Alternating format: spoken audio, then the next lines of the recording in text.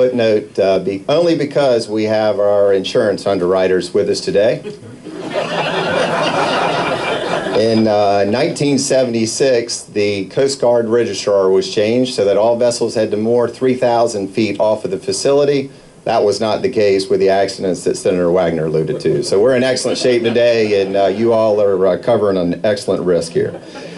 Also want to allude and follow up on Senator Wagner's comments. We've talked about the retirees of the ferry system. We've talked about the retirees of the Chesapeake Bay Bridge Tunnel District.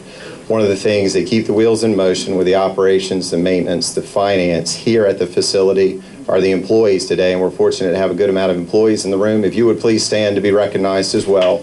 We thank you for the great job that you all do.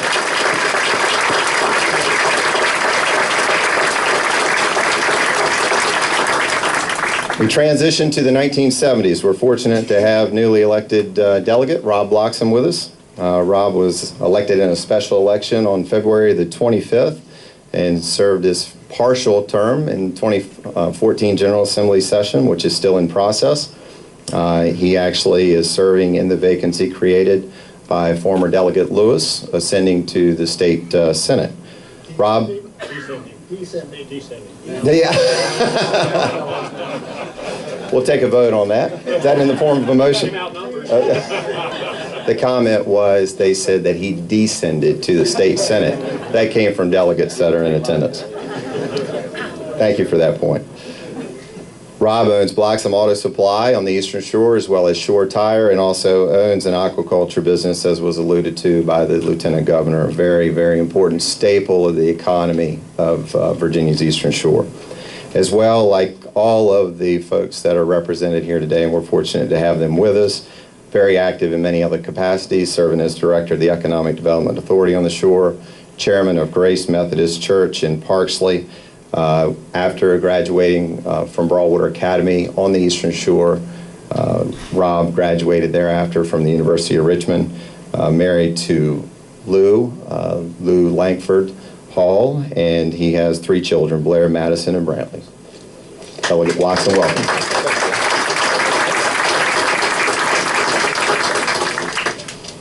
Secretary, Delegate, Senator, thank you for the invitation, Jeff. I was giving the 70s, and to look back at the history, you might say that was a dark decade of this facility. The Beatles broke up. You know, it was a time of war in our country. But the bonds and the financial situation on the bridge was not sound. It wasn't rosy, and it was a tough time. I-95 had been finished and diverted a lot of the traffic away that was hoped for to help finance the bridge. But with tough times and with hard times come purity. Like with metal, you have to get better metal by heating metal. And with that, what you see today is probably the best maintained bridge. The preventive maintenance practices that they put into place has kept this facility the best in the world. And through that, I remember delivering in the 70s back to the bridge tunnel, delivering all the parts. And if I'm not mistaken, they had a fleet of Pintos as their police force. Okay, with no, I mean, that was tough times, and they ran it very tight. They had no air conditioning in those police cars. Am I correct? I think. So this is how well this facility is run. The 70s came out. They prepaid. The history goes to show that the financial fortitude, the wisdom, the perseverance was rewarded. The bondholders were paid in full ahead of time.